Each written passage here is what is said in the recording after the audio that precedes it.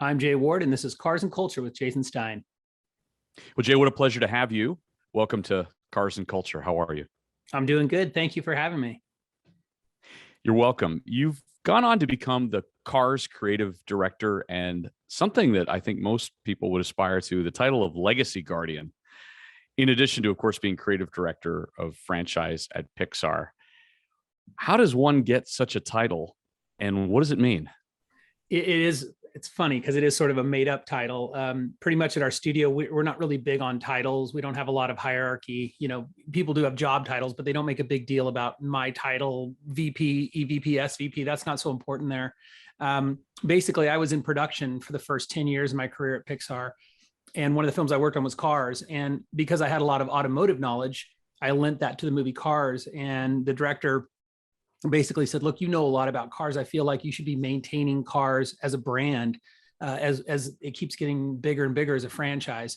And so I basically kind of wrote my own job description of what it would be like to oversee Cars full time as a job: theme parks, games, publishing, marketing activations, anywhere that Cars was represented around the world, I would make sure that it was authentic to what we made for the film. And that became my job about 10, 11 years ago.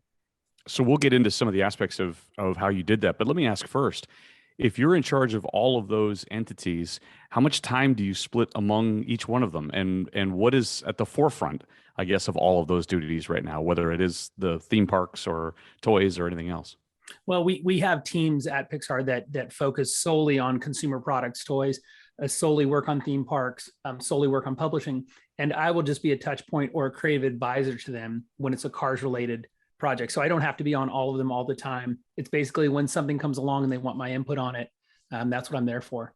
What's the most fascinating piece of each one of those entities that you just said? Because this obviously started as a movie and has, blossomed into so many other things. What have you learned, I guess, along the way that you wouldn't have known before that? Well, I think the biggest thing about Cars that was fascinating for me was normally when a film comes out, there's a buzz around a movie. It comes out. There are typically, with a Pixar film, there's toys or games or things, and it comes out, and then maybe there's a DVD release, and then it sort of slowly fades off and goes down. Cars went the opposite way.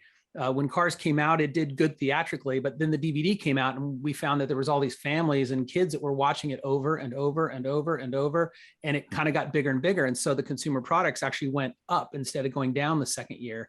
And we realized it has more playability and watchability than any movie that I can think of, where we hear these stories all the time about people that said, oh, my family and I have watched that movie X hundreds of numbers of times. And that's kind of unusual. That's kind of mind blowing for me. Can you believe it's been 15 years? It's weird because I started on it in 2000. Actually, I'd been working on Monsters Inc. and Monsters Inc. wasn't quite done yet. And they said, hey, we're starting on this project in development about these little cars in this town. They're living cars. We know that you're a car person, a car guy.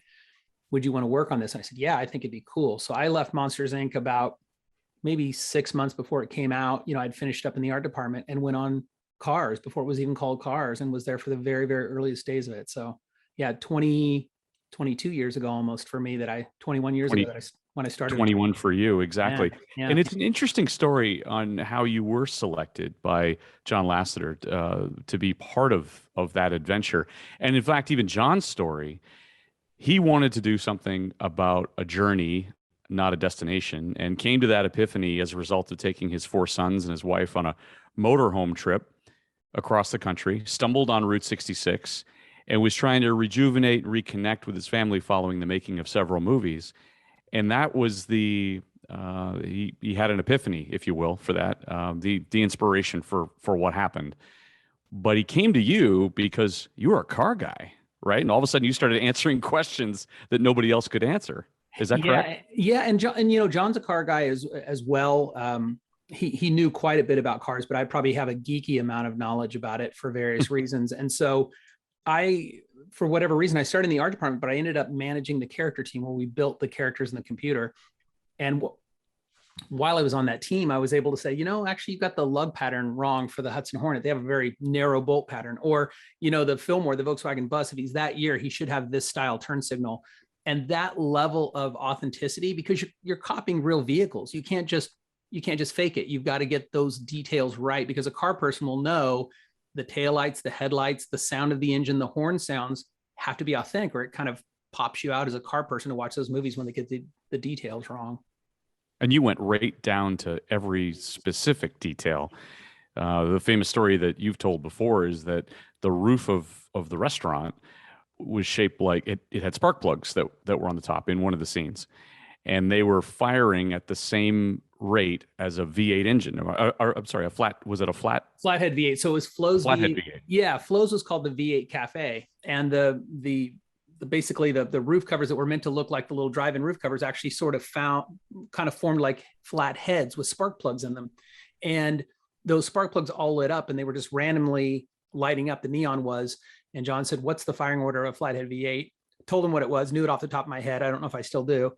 And they timed that in the firing order of a Flathead V8 because of that. And it just nerdy little details that most people will never, ever notice, but we did. And we wanted to get it all right. Turn signals that were correct, which side of the door, which side door handles were located on vehicles, and engine sounds that were recorded that matched the vehicles exactly. The starter sounds, the actual sound of the starter motor, as well as the engine, as well as the horn. Those kind of things, we recorded the real cars in every single instance. When it was a real car versus an in-house design, we recorded the real vehicles to get all that right. How appropriate that Lightning McQueen's number is 95. You're born on September 5th. I mean, you had to do the movie. Right. Well, and also 95 is the year Toy Story came out. So that's the truth of how we got the 95. But yeah, I like to take credit for the 95. Sure.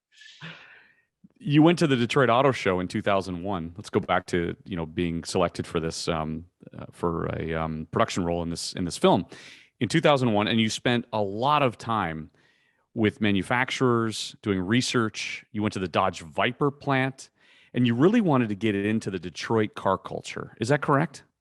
Yeah, part of us, there was a three-pronged approach to the movie Cars. One was Route 66 trips, which the story team all did Route 66 trips to get those stories, and those are very important for the characters in the movie. So one half of it is the character, the other half is the car. The other component was NASCAR, so we went to a number of NASCAR races to absorb that culture of the NASCAR racing in the early 2000s. But the last component was the car part, the car culture part, and that's why we did the trips to Detroit.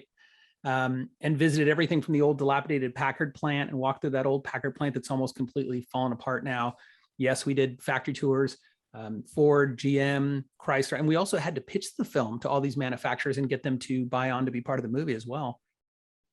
There were movies that have been done by Pixar before. You mentioned Monsters Inc., but also you've done Bugs, you've done toys. Why Cars? It's funny because the whole point of animation is it's bringing inanimate objects to life. That's what animation is.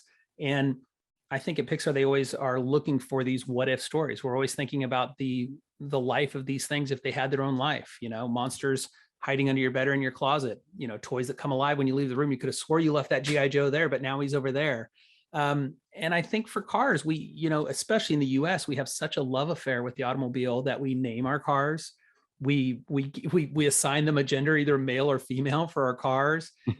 There's songs about cars. They're so weaved into American car culture, and they have such a love. You keep a certain number of photos on your phone. It's typically your kids and one of your old cars. You typically don't show people a picture of your house on your phone or what you wore yesterday, but you sure got pictures of an old car, right? You keep those. So there is an emotional connection that we have with our vehicles that we don't have with every other object. You see the Instagram shots that are posted of people with their new car at the dealership and very proud of the fact that they've just bought a new car. They don't do that with a pair of shoes usually. That's right. And especially these days when you have to work so hard to find a new car for sale in the dealership because they all seem to be out right now. It's a big deal. Exactly true, Jay.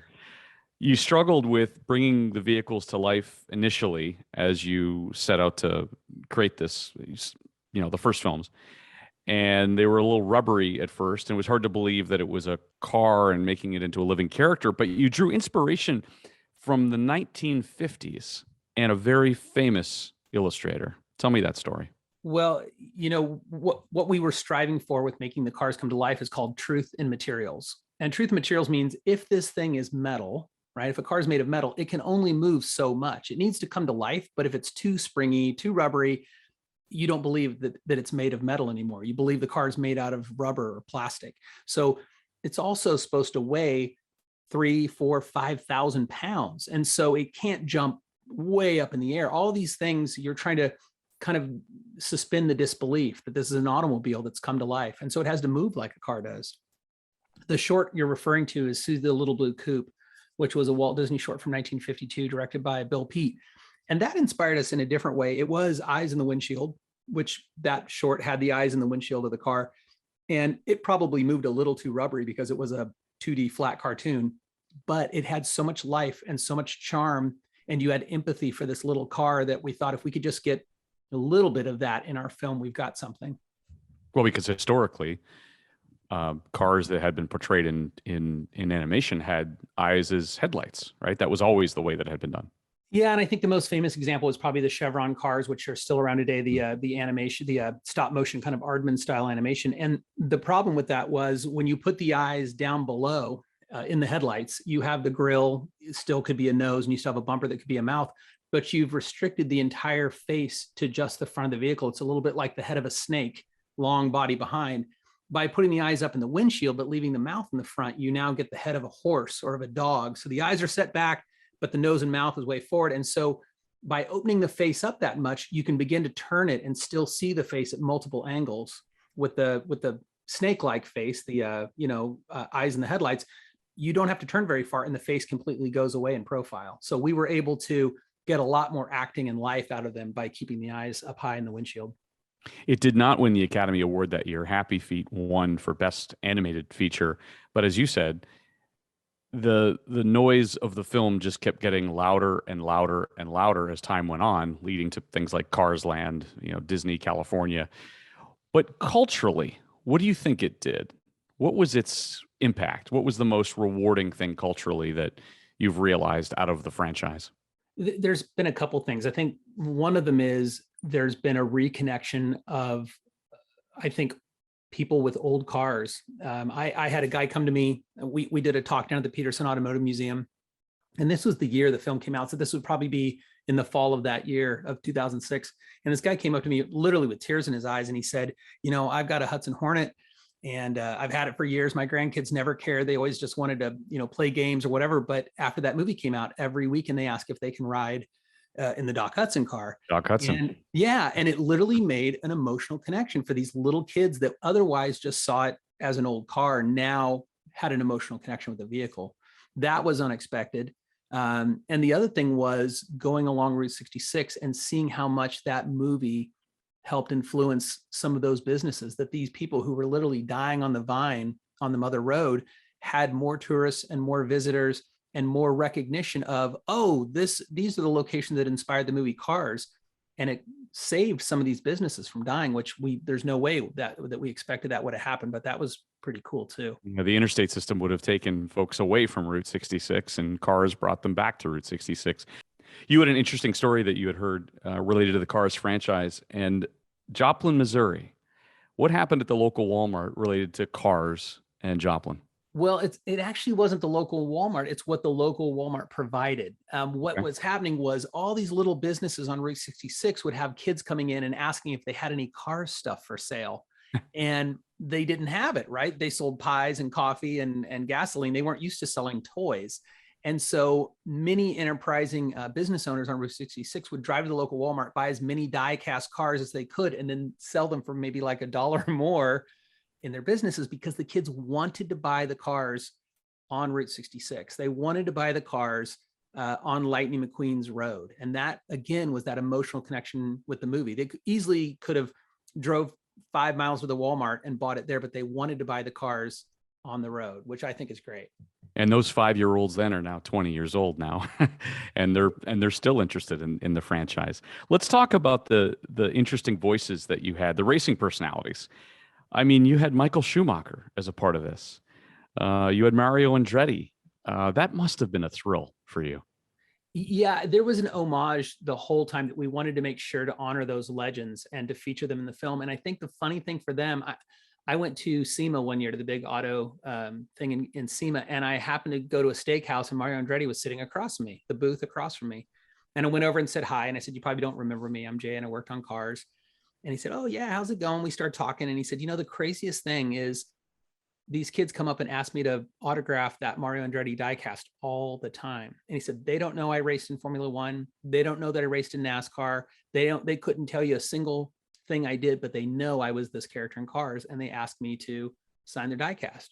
And I think for him and for Richard Petty and for a lot of these older generation racers, it gave them a new maybe new relevance with these kids that wanted them to sign the diecast because they're part of the movie, which is really cool. Is there any driver who you wanted to have in the film that you didn't? I wasn't in charge of voice talent per se. That's probably a question for somebody in casting.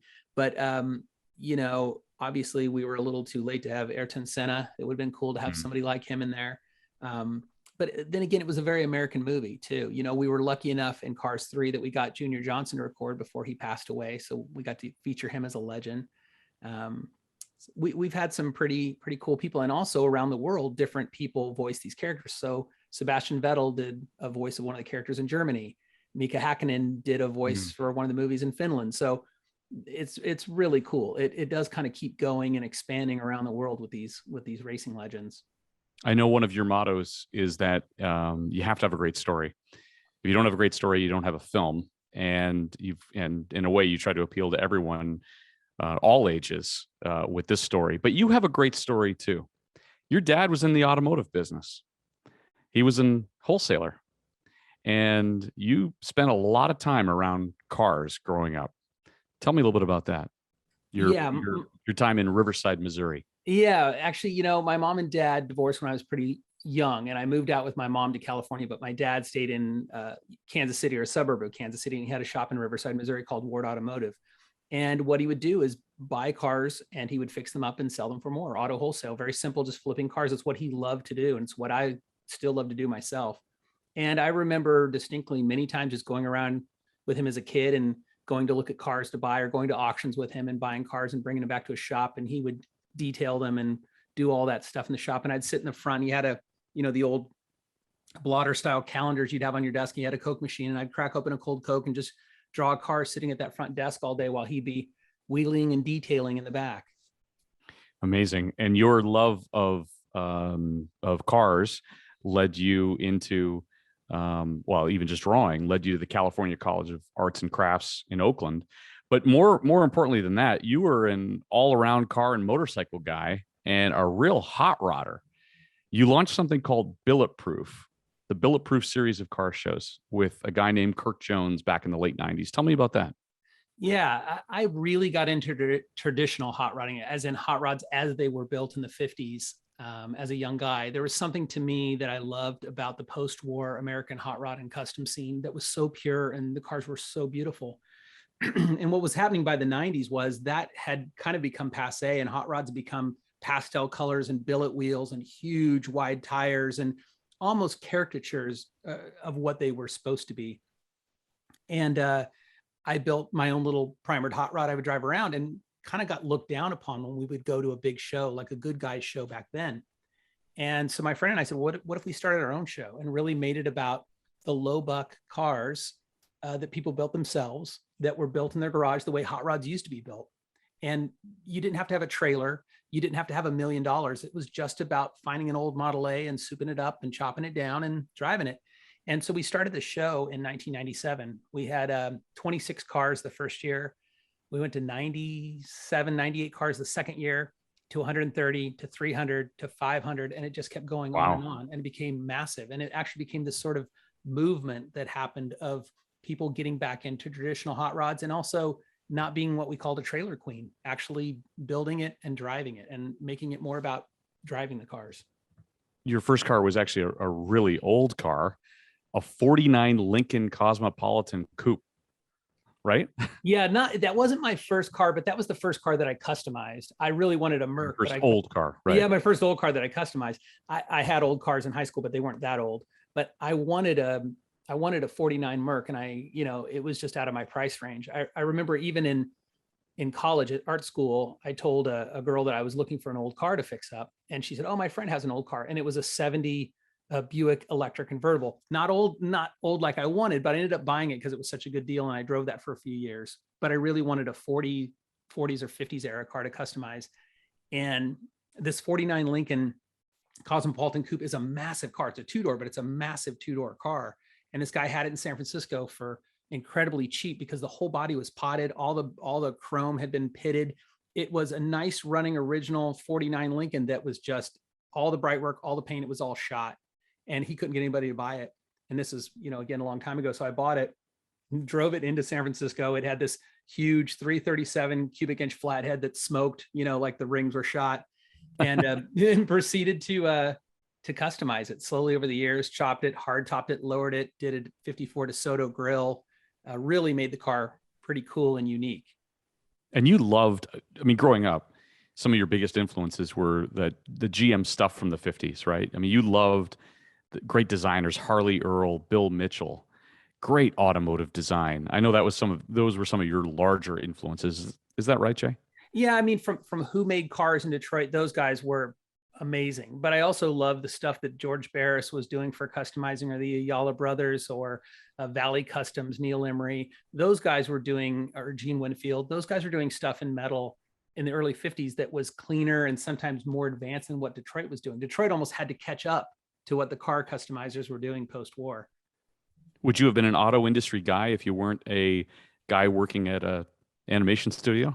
Yeah, for sure. I thought about transportation design. I remember I wrote a letter to GM when I was in grade school about being a car designer, and they sent this very patent brochure back about what it's like. Unfortunately, car design in that era was not very good looking. New cars were pretty butt ugly. And it just never sunk for me to go into designing new cars because they just were not very exciting in that era. I got more excited about cars from the 50s and the 60s than modern cars for a long time. You collect a lot of old cars. So what do you have now?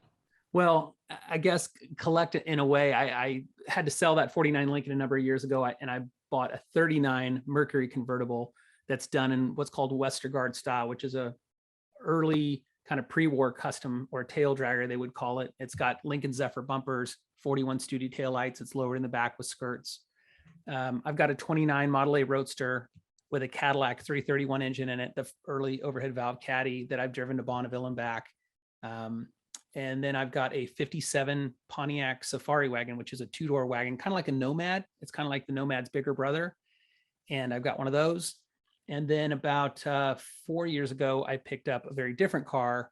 I picked up a 76 911S that belonged to my neighbor, and I helped her fix it up, and she was going to sell it. So I persuaded her to sell it to me instead of letting it go away. And I ended up really loving that car.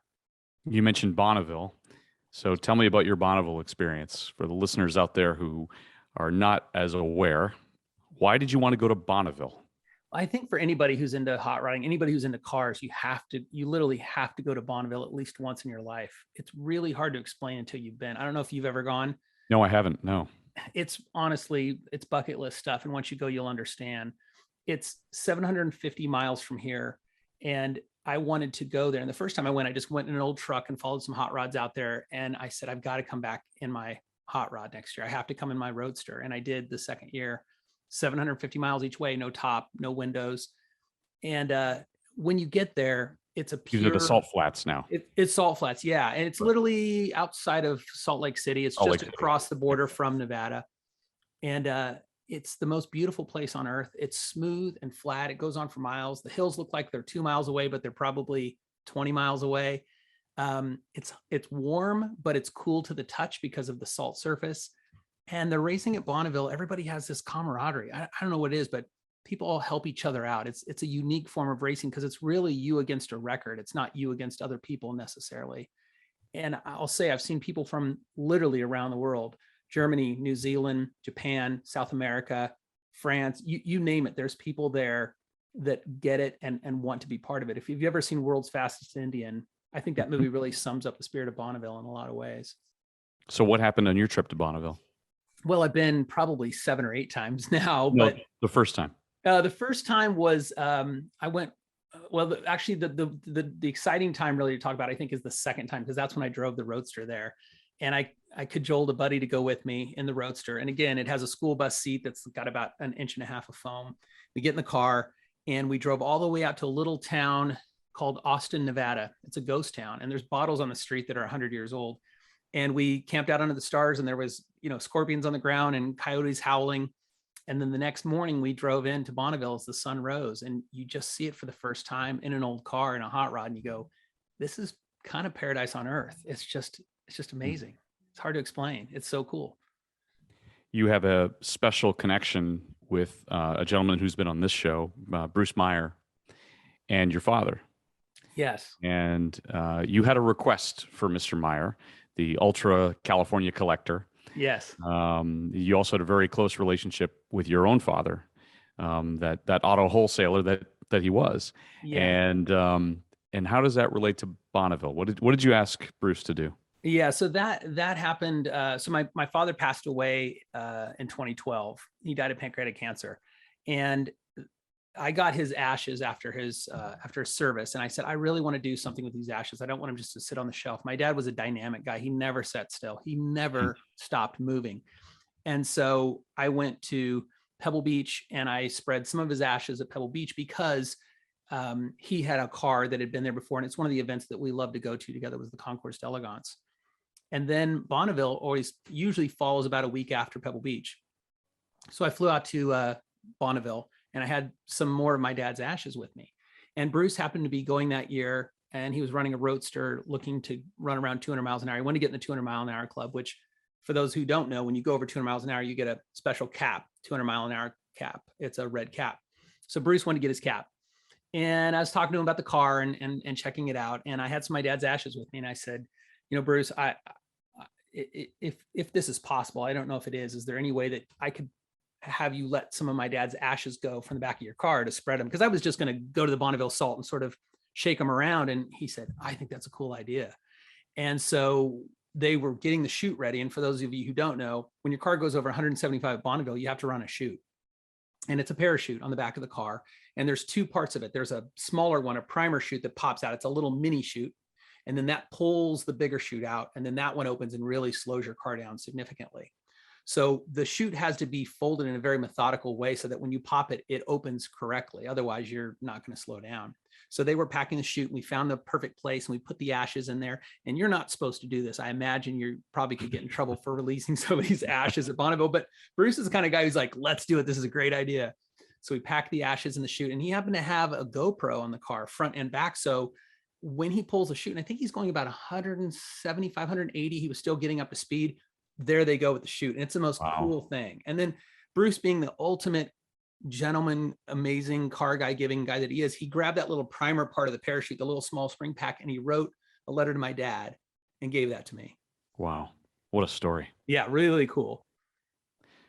Your dad must have been really proud of your effort with the Cars franchise. He was, and it's kind of sad because he passed away, like I said, it was May of 12. And a month later, we opened Cars Land, which he never got to see, which he would have loved. 3 years later, I became a judge at Pebble Beach. He never got to see that. That would have blown his mind. I think, he got to see a lot of great stuff, and he loved Pixar. He loved coming to visit me there, but there's so much more that happened after he passed. But I'm grateful, I think, like we all are, for the influence a lot of times that a father can have on us with the things we love, for sure. Jay, how do you see car culture evolving over the course of the next decade? You've been so close to all elements of car culture, especially as you just mentioned, the judging role that you have at Pebble Beach. How is it going to change? It's changing right now. I mean, when you go to a Concours d'Elegance, there's obviously a lot of older folks there that have been in the car scene for a long time, gentlemen who have collected cars for the last 40, 50 years. These guys are now in their 70s and 80s, and they're not going to be around forever. And you also find a lot of times they have kids who don't care about cars. Sometimes that second generation doesn't like what the parents liked, and that's okay. But where do those cars go? Who keeps bringing the 1927 Stutz or Packard or Duesenberg to Pebble Beach? And luckily, there's a couple things happening that are positive. One is, I think, Haggerty Car Insurance has really gotten involved with the aspect of how do you engage younger people to care about cars, whether it be learning how to drive stick shift, attending a Concours for the first time, That's important. Also, opening up the idea of what a classic car is. I helped judge at the Audrain Concours, and they had a 30 under 30 class. You had to be under 30 years old and spend less than $30,000 on your car. That's not typically something you see at Concours d'Elegance, but they're starting to, yeah, it's great, right? Right. They're finding this way to engage a younger generation to care. I think there is hope for the future. You're also seeing a change of what's classic now as a car from the 80s and 90s, which you or I might go, well, it's not really a classic yet, but it is to some people, to a younger generation. And so how do you invite those cars and that car culture in as well? I know plenty of teenagers who get very excited about cars from the early 90s, and I think that's very strange. Yes. If you've ever heard of Radwood, just you can see that celebration of that era. Yeah. How about the fact that we're going to an electrified era? I'm asking the hot rod guy what he thinks of electrification. What do you think? Well, it's funny. A few years ago, I'd say, I want everybody to go electric because that means more gas for me, for all my old cars. That means we'll run out slower. But the truth is, we at someday are, running out of petroleum. I don't know how much longer we'll be able to produce the amount that we do, right? There's a finite amount of dinosaur stuff in the ground to actually use for these things. I'm excited about electrification, but my only concern is it seems like all those eggs are just going into that one basket with many manufacturers. They're pure EV, nothing else. That's it. I know hydrogen kind of had a little go, and that seems to have faded and come and gone. But we have millions and millions of internal combustion ICE cars left on the road. And those cars don't just go away immediately. Those cars are going to be the means of transportation for a lot of people who can't afford to go out and buy a new EV for a long time.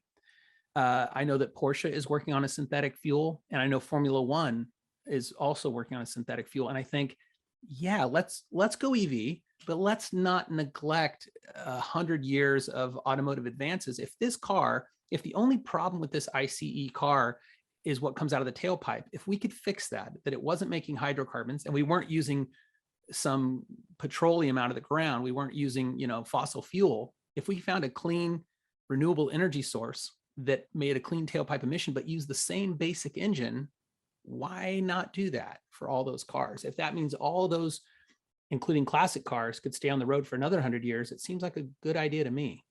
And what are your thoughts on the idea of a more autonomous future?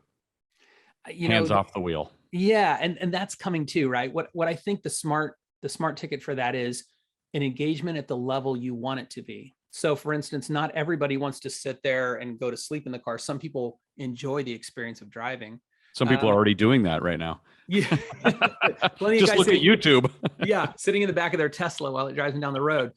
There was an Audi concept this year at Pebble Beach that had two modes. It had a I want to drive it mode, and then it drives itself mode. And the steering wheel and the controls literally folded under the dash and the seat laid down for like sleep mode. And then you could go back to driving again. It's probably not a fully baked idea, but the idea behind it is cool, is that there may be times when it's late at night and I'm tired or, whatever, and I'm not able to drive, to have that car get me home safe. That's great. But there's also times when I want to drive and engage. Right now we have passive safety where if you're not paying attention, the car will brake for you.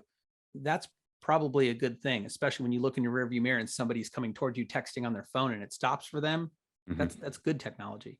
I just think, there's still some things to be worked out with an autonomous future. When the car is making that decision, there's some moral dilemmas that the car is going to have to figure out. And I don't think that's quite there yet.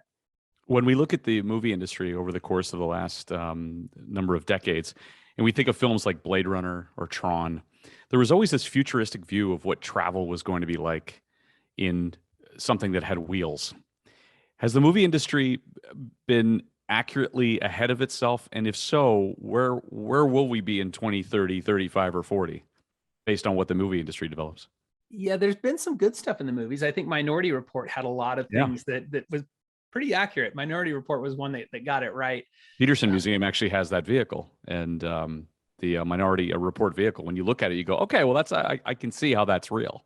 Yeah, even there was a whole haptic and a touch screen thing where he was moving things. All that seems very plausible. Whoever they hired for the futurist did a good job.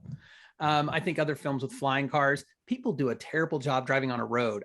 Those same people flying above, it sounds like a train wreck to me, or I should say a plane wreck to me.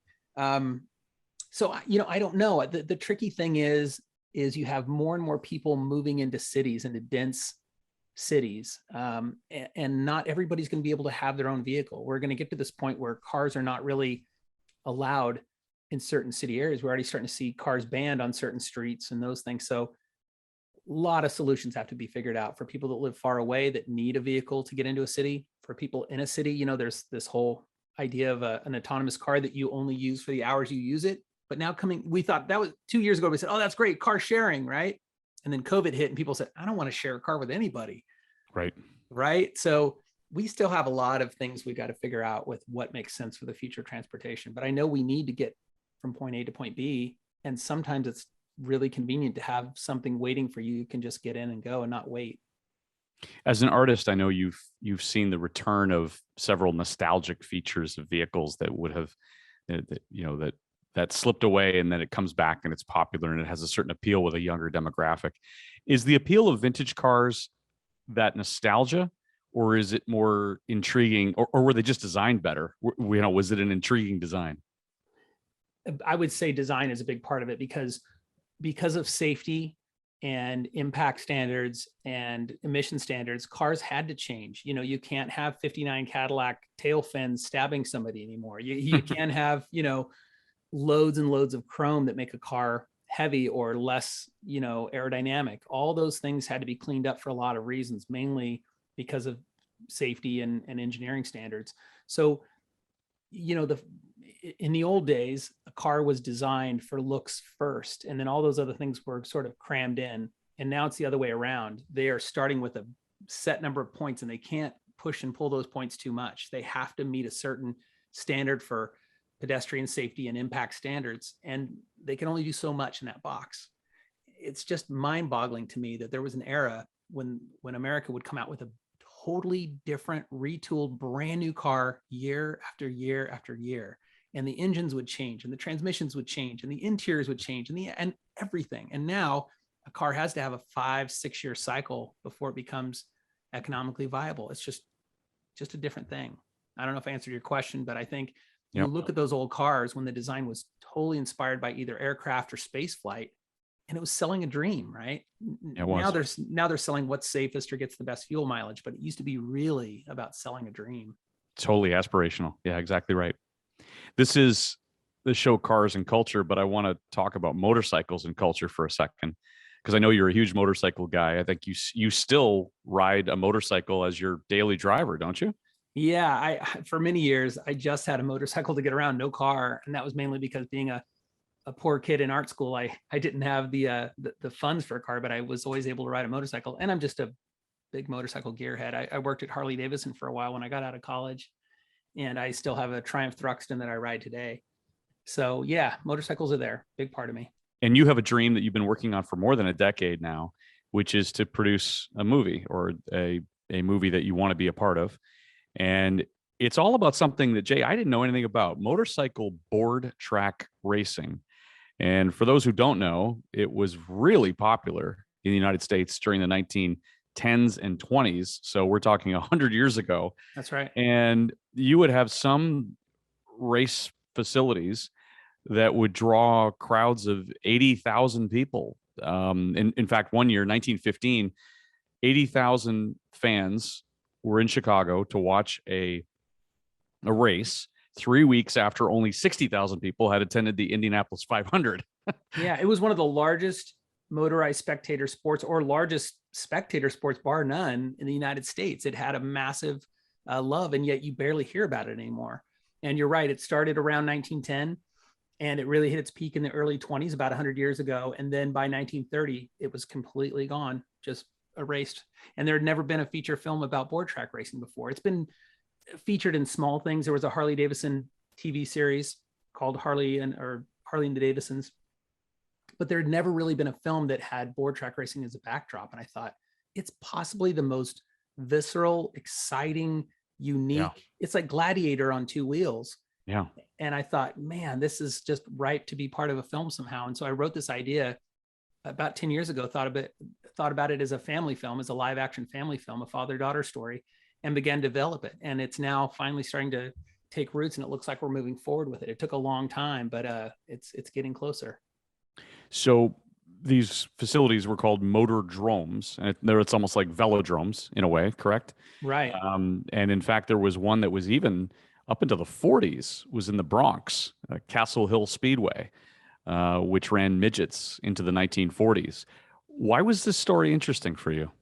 Well, it's a couple things. One was these tracks were made out of wood because the technology wasn't there for a asphalt paved oval at that point, right? The technology was, how do you get lower friction to be able to go faster? And a slick wood board was the easiest way to do it, to build a wooden smooth track. And it did come from bicycle velodromes, right? That you bank the track so that as you go around a corner, you don't have to slow down. You can keep it wide open to bank around a corner. And motorcycles were doing 120 miles an hour in the teens Wow. on essentially bicycle tires. Like, imagine 120 miles an hour on a bicycle with no brakes. These bikes had no brakes, no clutch, no way to disengage the motor except for a very small kill button on your handlebar. It was akin to pulling a spark plug wire to slow yourself down. So you could only basically engine brake to come to a stop. So imagine 120 miles an hour, slick wood boards. These bikes had a constant loss oil system. So oil was coming out of the back of the bike onto the wood boards. You were covered in a thin layer of oil on your skinny bicycle tires, going 120 miles an hour with no brakes. What could possibly go wrong? Yeah, and in the late 1920s, there were 24 board tracks built around the country. Of course, you know all this already. And then, as you say, they were gone. Yeah. Expensive to maintain, various other factors, Great Depression influenced a lot of that. Yeah, people thought it was because the bikes were too dangerous. Like, oh, they're all shut down. They called them murder drones because these people got killed, and they did get killed very regularly on them. You could see why, but it actually was not the deaths. People loved the sport. It really was the expense of maintaining a bare wooden track. They did tend to start falling apart after a while, or catching on fire from a lightning strike or a kid with some matches. And they realized racing on dirt was heck of a lot cheaper and flat, and the bikes, that's what the birth of flat tracking came out of the board track era into the flat track era. Mm. So you go into production next year? That's the hope. Right now we have a script, a really great script that we love, and I've got a production company we're working with, so we're starting to put everything together right now. We've done some location scouting, but it's looking positive. It's pretty good, and some good conversations with the manufacturers who built these bikes back in the day. Indian and Harley and Excelsior was another big one. All used to battle it out on the weekends on these tracks, and it really made these guys into legends, like rock stars overnight. You are a Concours judge, as you mentioned earlier, at Pebble Beach, Amelia, Hilton Head. What does that experience do for you? Why do you like being a judge? I never thought about judging at a Concours. When I was growing up, I didn't have a ton of money. I never thought of myself as a Concours d'Elegance kind of guy. I always thought of those people as like Thurston Howell III with the little skipper hat on, and the ascot calling their wife Lovey. And I just didn't know that much about the world. And right across from Pixar is a place called Fantasy Junction that does high-end European car sales. Bruce Trinery and team, they do amazing stuff. And Bruce called me one day and he said, I got a couple of guys here that wanted to come over and see Pixar. Would you be willing to walk them around? Now, we're a closed studio. We're not open to the public. And typically I would say, hey, I'm too busy. I don't do tours. But Bruce at Fantasy Junction, he calls, I'll do it. And it was Bill Warner who ran the Amelia Island Concours, and his wife. Mm-hmm. And I started walking around, and I had no idea who Bill Warner was. I'd never been to the Amelia Island Concours. I'd been to Pebble Beach because of, working on cars research, but that was it. And Bill and I started talking, and he owned the Edsel Ford Speedster, which is a car I love. And he said, I've got a die cast of it. I'll send it to you. And we started talking. He said, well, what's your favorite car? And I pulled out my phone, and I said, well, I've got my top 50 American and my top 50 European. And he said, whoa, hold on. He's like, you're really a car guy. And I said, no, 100%. Like, I'm, yes, I work in the animation industry, but I really love cars. And he said, have you ever judged at a Concours? I said, no, I haven't. And he said, I'd like for you to join me at Amelia Island. It's coming up in March. And I said, okay, sure. And I literally thought he was just being a nice guy. But Bill Warner is one of these guys, when he says it happens. And so his assistant called me a week later and said, Mr. Warner said you'll be joining us to judge next year. And I said, yeah. And it started with that. With Amelia Island, I got to judge along with Hurley Haywood, like, amazing racing legend, as my co-judge. And Grant Larson, who's the designer from the Porsche Boxster 996, 997 series, as a co-judge. And that experience blew my mind. Now, the cars were amazing. Judging them was a skill I had to learn. But honestly, the mind-blowing thing for me is who you're judging with. It's literally, the who's who of the racing. Automotive royalty. Automotive royalty. My first year at Pebble Beach, I walked into the judges' room, and Tom Tajarda was sitting right next to me. This is the guy who designed the Ferrari 330, the Fiat 124, the Pantera. Like, this guy is a legend. In fact, he died a year later. But just sitting there and talking with him, his dad designed the Lincoln Zephyr, and it's just mind blowing, right? And there's Jackie Ickx over there, and there's Hans Stuck over there, and there's, they're there. They're all in the room, just hanging out, sipping coffee in the judges' meeting. Well, different farm of cars and coffee for sure. Yeah. Your whole family is involved in your own car passion. Your son, your daughter, your wife Trish, they all love vehicles as well. Yeah, I think they probably haven't had much of a choice. But it's funny, when my wife and I were dating, I had a 56 Ford truck that had big and little white walls on it. I picked her up, and I remember I stayed up late the night before and put lap belts in it so she would have a seatbelt in the truck, and took her on a date. And, she knew I was a gearhead at that point for sure. And luckily she loves it too, and really gets it and loves being part of it. And my kids have just grown up with it. That 57 Pontiac Safari is how I took my kids to school for years, and just it's normal to them. And Trish is an exceptional makeup artist, I hear, who does a lot for the movie industry, celebrities. She's had some interesting people in her chair, hasn't she? Any car-related individuals? Oh, plenty of car-related individuals. She's done hair and makeup for, a lot of people. Yes, celebrity people, but also car people as well. And she has a great skill with older people too, just like speaking with seniors or these legendary car guys. They like my wife more than they like talking to me. We were in the pits one year at COTA for Formula One in Austin, which is coming up. And at that point, Niki Lauda was still alive, and Rush had come out, and she saw that movie, and she really got to know him in a different way from watching the movie.